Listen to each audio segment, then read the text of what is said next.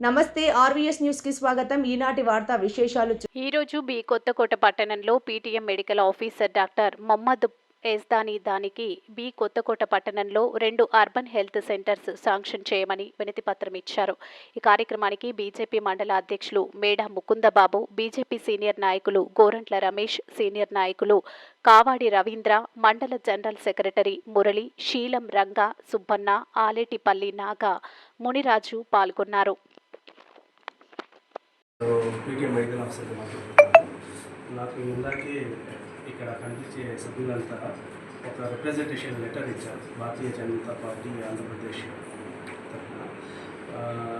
Representation ఏంటంటే B Kothakota మండలంలో ఒక్క పిహెచ్సి కూడా లేదు. ఇంత పెద్ద మండలానికి సిహెచ్సిలో రద్దీ ఎక్కువ ఉండడం వల్ల మాకు కొత్తకోట మండలంలో యూహెచ్ అర్బన్ హెల్త్ సెంటర్స్ కానీ ప్రైమరీ హెల్త్ సెంటర్స్ కానీ శాంక్షన్ చేయవలసిన అవసరం ఉంది.